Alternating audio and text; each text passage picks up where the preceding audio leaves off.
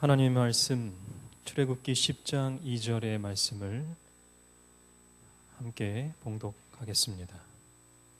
구약 성경 출애굽기 10장 2절의 말씀을 한 마음으로 함께 봉독하겠습니다.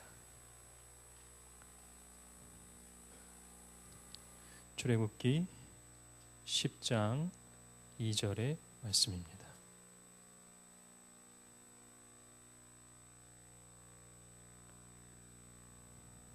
개역 개정 번역으로 읽어보겠습니다. 개역 한글 번역으로 읽겠습니다. 시작. 너로 내가 애굽에서 행한 일들 곧 내가 그 가운데서 행한 표징을 내 아들과 내 자손의 귀에 전하게 하려 함이라. 너희가 나를 여호와인 줄 알리라. 아멘. 출애굽기 강해 설교 네 번째 시간입니다. 오늘 저는 여러분들과 함께 피노키오라는 제목으로 하나님께서 주시는 하늘의 귀한 은혜들을 나누고자 합니다. 피노키오. 네, 피노키오의 사진이죠. 야구하다가 무슨 거짓말을 했길래 코가 길어졌어요. 여러분, 피노키오는 거짓말을 하게 되면 어떻게 됩니까? 코가 점점 길어집니다. 그런데 코가 길어지는 것이 오히려 감사한 일이 될 수 있겠다, 그런 생각을 해봅니다. 왜냐하면 우리는 거짓말을 하다 보면 그 거짓말이 거짓말인 줄도 모르고 점점 불어나고, 차라리 코가 길어지면 이거 거짓말이구나 깨닫고 거짓말을 안 하게 될 텐데, 오히려 피노키오가 더 복이 있다는 생각이 듭니다. 거짓말에 관련된 퀴즈를 제가 내겠습니다. 첫 번째 문제입니다. 잘 들어보시고 거짓인지 진실인지 한번 맞춰보시기 바랍니다. 오른손잡이가 왼손잡이보다 평균적으로 9년 오래 산다. 거짓말일까요? 진실일까요? 진실입니다. 깜짝 놀라셨죠? 오른손잡이가 왼손잡이보다 통계적으로 9년 오래 산다고 합니다. 그렇다고 왼손잡이라고 너무 낭망하지 않게 되기 바랍니다. 평균적으로, 통계적으로 그렇다는 것이고요. 두 번째 문제입니다. 재채기를 심하게 하면 늑골이 부러진다. 거짓말일까요? 진실일까요? 네, 이것도 참말입니다. 심하게 재채기를 하면 머리나 목, 혈관이 파열돼서 죽을 수 있다는 그런 사례가 있었습니다. 실제 재채기 때문에. 세 번째 문제입니다. 사람은 눈을 뜨고 재채기를 할 수 없다. 거짓일까요? 참말일까요?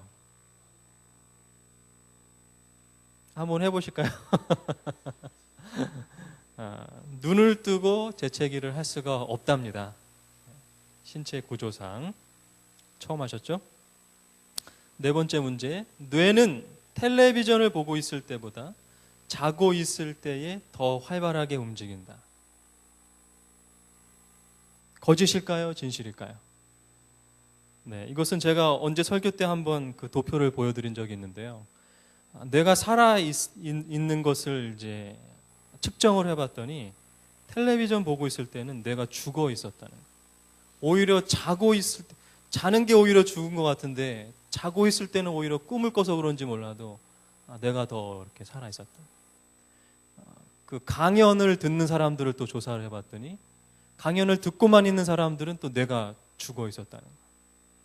강연을 기록하거나 생각하거나 하면 뇌가 살아 있는데, 설교는 어떨까요? 설교를 여러분들 듣기만 하시면 뇌가 지금 오히려 주무시는 것보다 더 뇌가 죽어 있을 수도 있다는 거예요. 그래서 우리가 말씀을 개인적으로 공부하고 묵상하는 것이 그만큼 중요하다는 것입니다. 다섯 번째 문제입니다. 세계에서 가장 어린 나이에 아기를 낳은 부모의 연령은 8세 혹은 9세였다. 진실일까요? 거짓일까요? 거짓말 같은 진실입니다. 1910년 중국에 실제 있었던 이야기라고 합니다. 마지막 6번째 문제입니다.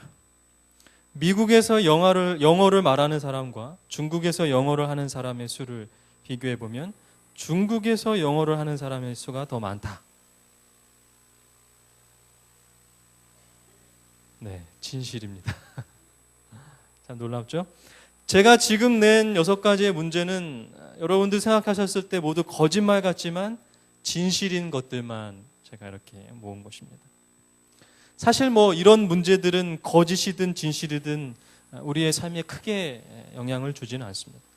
하지만 여러분, 어떤 거짓말들은 우리의 삶에 너무나도 큰 영향을 미치고 운명을 좌우할 수도 있다는 거예요. 죄가 시작될 때에 사단의 거짓말이 큰 역할을 했어요. 선과 악을 알게 하는 나무의 열매를 먹어도 죽는다, 안 죽는다? 결코 죽지 않는다라고 하는 거짓말 때문에 죄가 시작이 됐습니다. 사단은 끊임없이 거짓말로 우리를 미혹하고 있다는 거예요. 특별히 예수님이 인간으로 오셨을 때에 역사의 기록에 보면 거짓 예수가 800명이 넘었다는 기록이 있어요. 왜냐하면 예수님을 속여야 되는 거예요. 거짓 예수를 만들어서 진짜 예수님을 발견하지 못하게 만들어야 돼요. 똑같이 예수님의 재림을 앞두고 있는 이 시대의 마지막 시대에 어떻습니까? 거짓 예수가 판을 치고 거짓 교회가 판을 치는 세상에 우리가 살아가고 있다는 거예요. 여러분, 신천지라고 하는 거짓 교회에 우리 재림 청년들이 넘어갔어요. 그 가운데 신학생들이 포함되어 있다는 사실을 여러분 알고 계십니까? 참 심각한 이야기입니다. 재림교회 안에 신천지들이 포교된 재림 청년들을 통하여 상당히 적극적으로 활동하고 있는 정황이 파악이 됐습니다. 지금 재림 청년들 중에서 신앙적 고민은 하지만 기본교리와 계시록 성경 연구에 취약한 청년들에게 초교파적인 성경 모임을 소개하면서 접근하는, 그리고 성경을 배우고 싶다고 하면서 역으로 이용해가지고 활동하고 있다는 것입니다. 여러분, 참 무섭죠? 거짓이 진실이 되고 진실이 거짓이 되어버린 무서운 세상 가운데 우리가 살아가고 있음을 기억하게 되시기를 바랍니다. 오늘 본문에도 역시 거짓말이 나옵니다. 어떤 거짓말인지 한번 볼까요? 출애굽기 8장 28절을 제가 읽겠습니다. 출애굽기 8장 28절.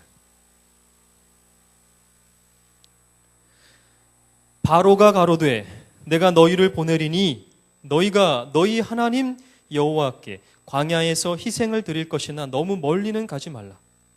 그런즉 너희는 나를 위하여 기도하라. 바로가 거짓말을 했어요. 어떤 거짓말이에요? 이스라엘 백성을 이집트에서 뭐 해주겠다? 보내주겠다. 참말입니까? 거짓말입니까? 거짓말이에요. 거짓말이에요. 심지어 자기를 위해 뻔뻔스럽게 기도를 해달라 그래요. 그런데 재앙이 사라지자 보내주지 않는 거예요. 계속 반복해서 바로는 거짓말을 하는 거예요. 보내주겠다고 해놓고 보내주지 않는 거예요. 죄의 세상을 상징하는 애굽의 왕 바로는 사단을 상징하듯이 사단과 똑같이 거짓말을 반복하고 있어요. 오늘 우리는 본문을 통해서 거짓을 다루시는 하나님의 모습을 바라보면서 사단의 거짓말에 속지 않는 방법들을 발견하게 될 것입니다. 사단의 거짓말에 속지 않는 방법, 그 첫 번째입니다. 8장 6절을 제가 읽겠습니다. 8장 6절입니다. 아론이 팔을 애굽 물들 위에 펴매 개구리가 올라와서 애굽 땅에 덮이니. 드디어 우리가 너무나도 잘 아는 열재앙이 시작이 됐는데요.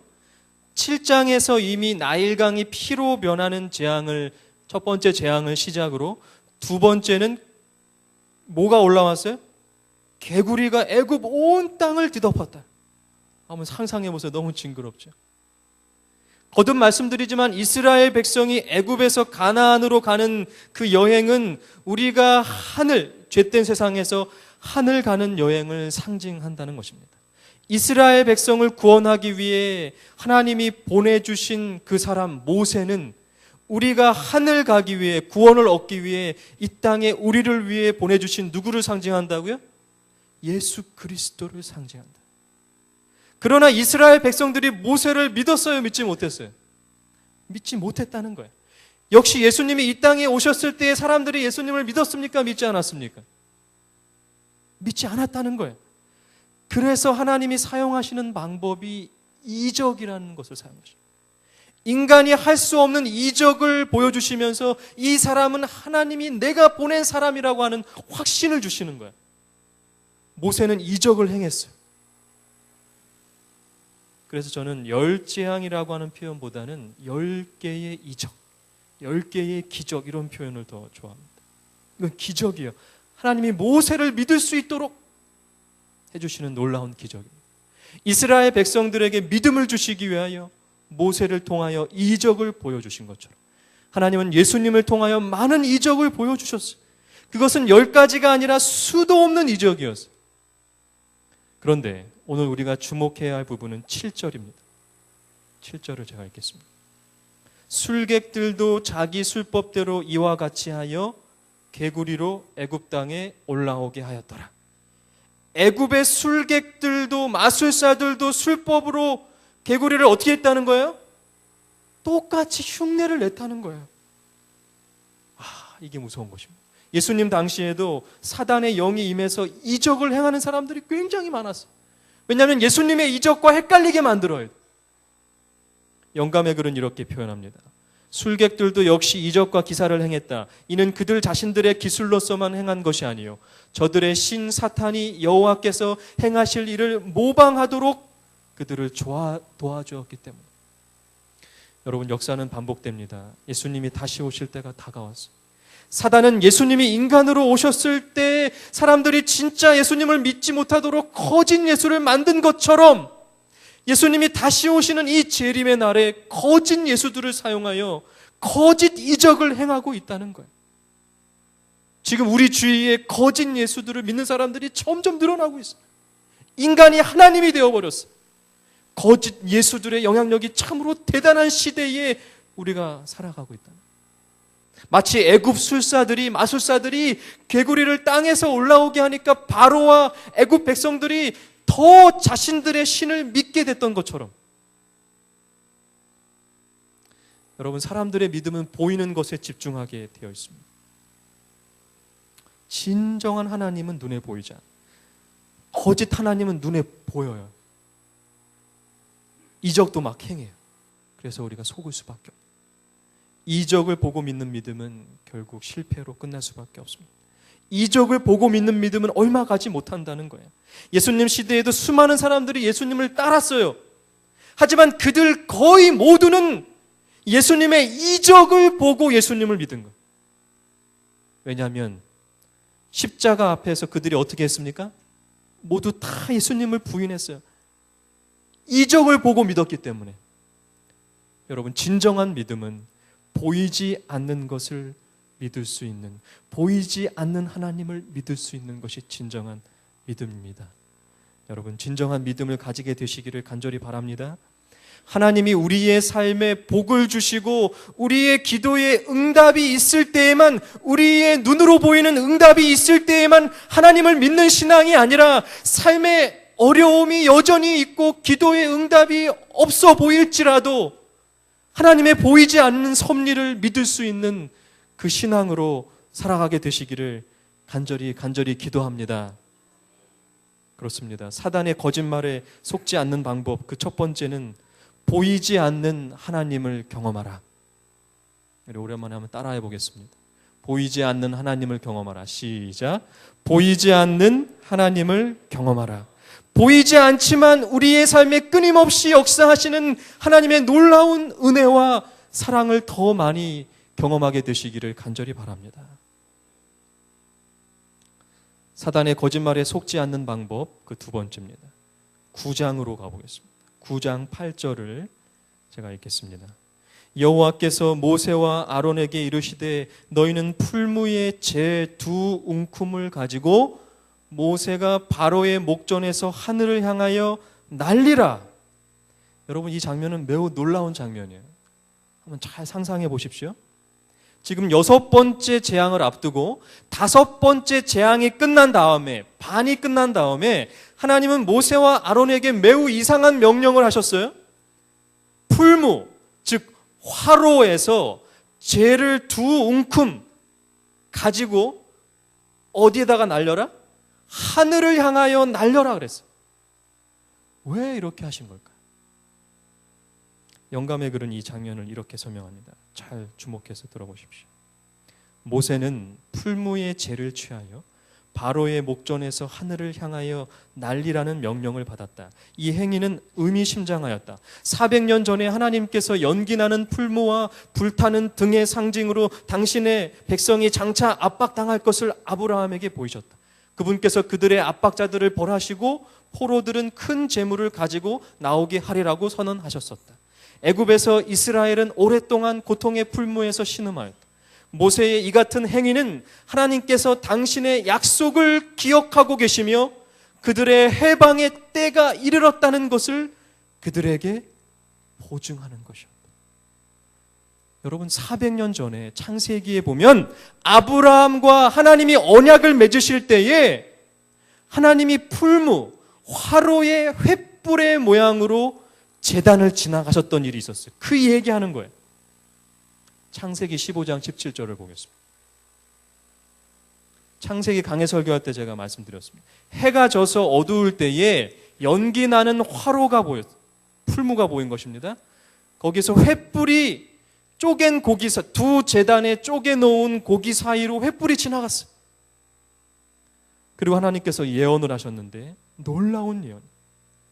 이 화로, 풀무는 뜨거운 불이 타오르듯이 이스라엘 백성이 400년 동안 이집트에서 노예로 고통당할 것을 400년 전에 이미 말씀하셨어요. 하나님이 모세에게 풀무의 재를 뿌리라고 하신 이유는 불이 꺼진 것처럼 고통이 끝나고 이제 자유하게 해주시겠다라고 하는 그 하나님의 언약, 약속을 상기시켜 주시려고 그 행동을 하게 한 겁니다. 왜 6번째 재앙을 앞두고 하나님은 아브라함과의 그 400년 전의 언약을 다시 이스라엘 백성들에게 상기시켜 주셨던 것일까요? 그것은 재앙이 점점 강해져도 바로가 백성을 풀어주고 있지 않기 때문에 그래요. 이스라엘 백성들의 마음속에 또다시 불신의 마음이 들어가기 때문에 그랬어요. 우리의 마음속에서도 혹시 예수님이 더디 오심으로 불신의 마음이 들고 있지는 않습니까? 예수님이 정말 오시는 것일까? 그런 불신의 마음. 우리는 매 순간 언약의 하나님을 기억해야 합니다.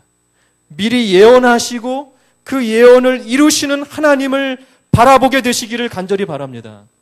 사단의 거짓말에 속지 않는 방법 그 2번째는 언약의 하나님을 바라보라.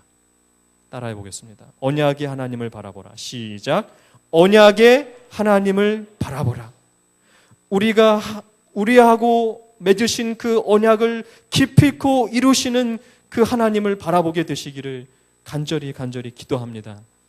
그럴 때 우리는 사단의 거짓말에 속지 않을 수 있게 됩니다. 사단의 거짓말에 속지 않는 방법 그 마지막 3번째입니다. 10장으로 가보겠습니다.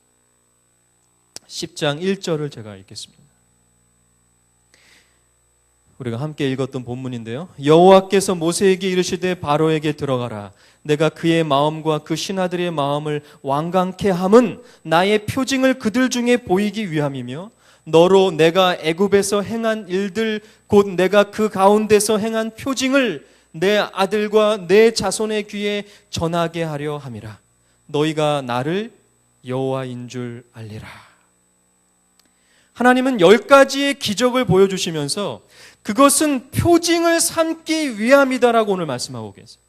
하나님은 아브라함과의 언약을 맺으시고 400년 후에 그것을 이루시겠다라고 하는 증표로 지금 10가지의 기적을 보여주고 계시는, 마치 노아 홍수 이후에 다시는 물로 심판하지 않겠다라고 하는 그 표징, 증표로 무엇을 보여주셨어요? 무지개를 보여주신 것처럼. 여러분, 하나님은 그 굳이 증표, 표징이 없어도 그 언약을 지키시는 분입니까? 지키시지 않는 분입니까? 지키시는 분이에요. 그런데 왜 하나님은 우리들에게 자꾸 증표를 보여주시는 걸까요? 인간들이 그 언약을 뭐하지 않기 때문에? 믿지 않기 때문에. 그런데 왜 하나님은 우리에게 증표, 표징을 주실 때에 천연계를 사용하시는 걸까요? 무지개, 피, 개구리, 이, 파리, 악질, 독종, 우박, 태양이 어두워지는 것 모두가 천연계와 동물계를 통하여 보여주신 증표라는 거예요. 왜 그럴까요? 그것은 바로 천연계와 동물계는 하나님과의 언약을 결코 어기지 않기 때문에 그렇습니다. 이게 무슨 얘기일까요? 여러분, 하나님은 사람과 언약을 맺으시기 전에 천연계와 먼저 동물계와 언약을 맺으셨어요. 천연계와 동물계와 언약을 맺지 않으면 우리는 엄청난 일이 벌어져요. 물이 100도에서 끓어야 되는데 하나님이 천연계와 물과 약속을 하셨어요. 너는 100도에서 꼭 끓어야 된다. 언약하신 거예요. 그런데 물이 50도에 끓으면 어떻게 될까요? 난리가 나요. 물건을 떨어뜨리면 지구가 물건을 끌어당기는 것을 약속을 해서 지구와.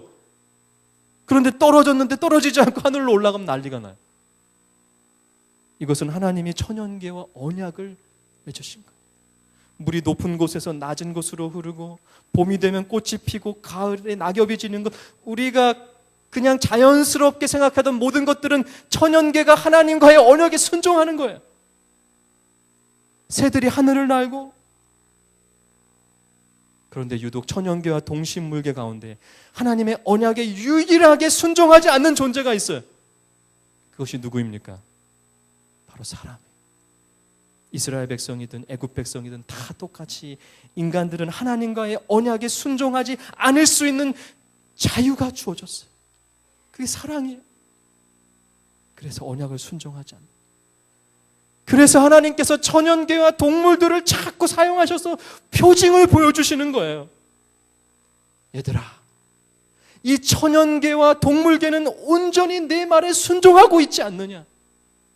그런데 너희는 왜 순종하지 못하냐? 여러분, 10재앙의 그림을 제가 정리를 해봤습니다. 첫 번째 피, 개구리, 이, 파리, 이렇게 쭉 10개가 나옵니다. 이 재앙은 특별히 동물들, 천연계를 사용했는데, 특별히 이 동물들의 특징은 애굽 사람들이 섬기는 우상들이었다는 거예요. 하나님에게 전적으로 순종하는 피조물들을 오히려 하나님 대신 섬기고 있는 인간들을 바라보시면서 하나님의 마음이 얼마나 아프셨을까? 여러분, 특별히 9번째 재앙은요, 흑암. 그들이 섬기는 태양신에 대한 경고예요. 태양신은 그들의 신 가운데 가장 강한 신이었어요. 바로는 태양신의 아들로 간주되었습니다. 그러한 태양이 어두워졌다라고 하는 것은 태양신의 죽음을 의미하는, 하나님이 가장 가증하게 여기는 것이 태양신이었어요. 그런데 놀랍게도 이 똑같은 재앙이 마지막 시대에 다시 일어난다라고 하는 예언이 계시록 16장에 나옵니다. 계시록 16장에 보면 하나님을 떠난 교회에게 임할 재앙 7재앙이 나오는데, 그 7재앙이 10재앙과 거의 흡사한, 교회가 특별히 하나님의 계명을 어기고 안식일을 토요일에서 일요일로 변경한 것은 태양신을 숭배하는 정신에서 시작된 것. 그것이 결국 마지막 시대의 큰 재앙으로 돌아오게 된다는 것입니다. 여러분, 역사는 반복됩니다. 바로 이것입니다. 이것이 바로 사단의 거짓말에 속지 않는 마지막 방법이에요. 하나님의 언약에 순종하는 삶을 살라. 따라해 보겠습니다. 하나님의 언약에 순종하는 삶을 살라. 시작. 하나님의 언약에 순종하는 삶을 살라. 여러분, 천연계와 동식물계와 같이 하나님의 언약에 순종하는 삶을 살게 되시기를 간절히 기도합니다. 그럴 때 우리는 사단의 거짓말에 절대 속지 않을 수 있어요. 출애굽기 10장 13절의 말씀입니다. 모세가 애굽 땅 위에 그 지팡이를 들매 여호와께서 동풍을 일으켜 온 낮과 온 밤에 불게 하시니 아침에 미쳐 동풍이 메뚜기를 불어들인지라. 여러분, 하나님이요 메뚜기를 증표로 사용하시기 위해서 바람을 부셔서 메뚜기들에게 명령하시는 거예요. 애굽으로 가라. 그 명령에 따라 모든 메뚜기들이 순종하는 거예요. 그런데 여러분, 그 순종의 끝은 무엇인지 아세요? 10장 19절입니다. 여호와께서 돌이켜 강렬한 서풍이 불게 하사 메뚜기를 홍해에 몰아넣으시니 애굽 온 지경에 메뚜기가 하나도 남지 아니하니라. 하나님이 다시 메뚜기들에게 바람을 부시면서 명령하시는 거예요. 이제는 어디로 가라? 홍해로 가라. 그랬더니 한 마리의 메뚜기도 불순종하지 않고 다 바닷속으로 뛰어들었어요. 자신들이 죽을 것을 알았지만 하나님의 말씀에 순종하는 것이 이 메뚜기들이에요. 여러분, 이것이 순교가 아닙니까? 이것이 순교. 수많은 메뚜기들이 하나님의 명령 앞에 순교하고 있는 거예요.